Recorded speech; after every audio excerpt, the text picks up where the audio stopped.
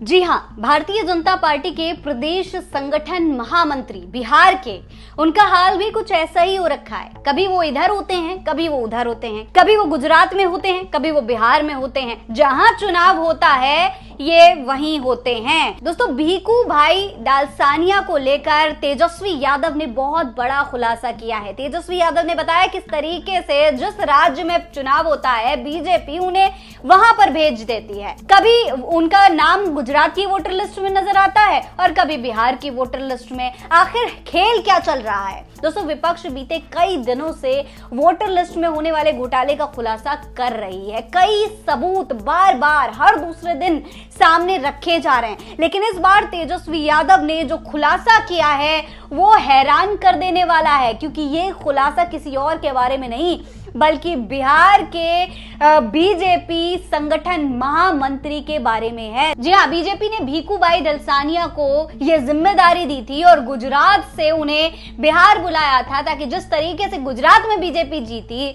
वो कमाल बिहार में भी हो पाए। लेकिन किस तरीके से जीती है बीजेपी उसके कुछ नमूने तेजस्वी यादव पेश कर रहे हैं और बहुत गंभीर आरोप लगा रहे हैं।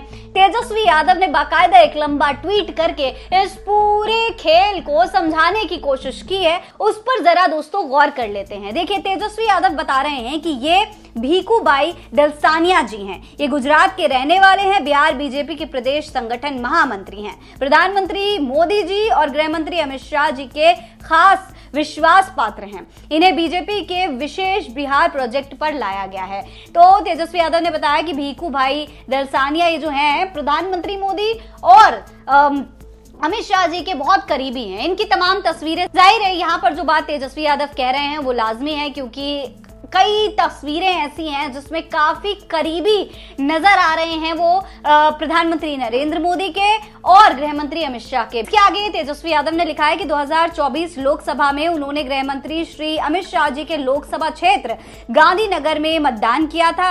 अब बिहार में विधानसभा चुनाव है तो गुजरात से नाम हटवाकर अब बिहार के मतदाता बन गए हैं। बिहार चुनाव खत्म होगा तो वो फिर दूसरे राज्य के बन जाएंगे। उन्हें बताना चाहिए कि वो 5 वर्षों में कितनी बार कितने राज्यों में मतदान करते रहे हैं। जी हाँ, तो ये खुलासा तेजस्वी यादव ने किया है कि भाई जब 2024 का चुनाव हुआ था और अमित शाह जी गांधीनगर से चुनाव लड़ रहे थे गुजरात में, तो ये वहां के मतदाता थे। बाकायदा इसके लिए आप देखिए ये डॉक्यूमेंट शेयर किए हैं जिसमें गुजराती में उनका नाम लिखा हुआ है।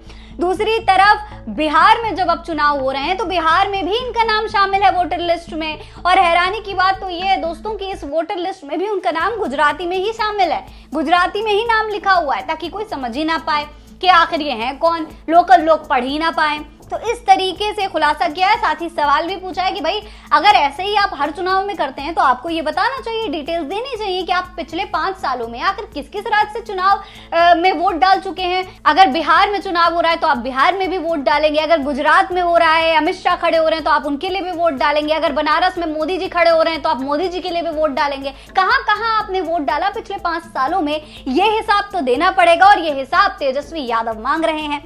इसके अलावा उन्होंने कहा कि बिहार में जिस जगह के मतदाता बने हैं उस मतदाता सूची में इनका कोई पता और मकान संख्या अंकित नहीं है। बिहार की मतदाता सूची में इनका नाम हिंदी में नहीं बल्कि गुजराती भाषा में लिखा हुआ है ताकि कोई हिंदी भाषी पढ़ ना सके। चुनाव आयोग की महिमा अपरंपार है, लेकिन इस बार हम भी एक चीज देख रहे हैं, बिहार में चुनाव आयोग की वोट चोरी नहीं चलने देंगे। तो तेजस्वी यादव ने साफ बता दिया है कि भाई जो खेल करना है आप खेल लीजिए, लेकिन इस बार हम कोई चूक होने नहीं देंगे। जहां पर जो भी खेल हो रहा है हम उस पर नजर रखेंगे और हर खेल को चुटकी में पकड़ लेंगे। देखिए, जो डॉक्यूमेंट शेयर किए गए हैं उसमें भी आप देख सकते हैं। देखिए, ये डॉक्यूमेंट है जिसमें उनका निर्वाचन क्षेत्र 181 दीघा दिखाई दे रहा है और मकान संख्या 0 लिखी हुई है।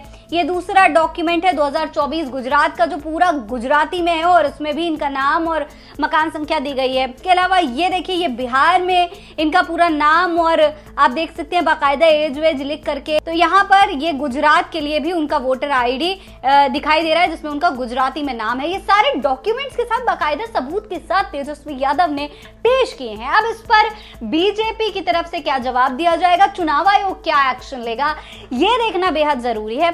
फिलहाल इस पर आप क्या कहेंगे कमेंट बॉक्स में लिखकर हमें जरूर बताइएगा।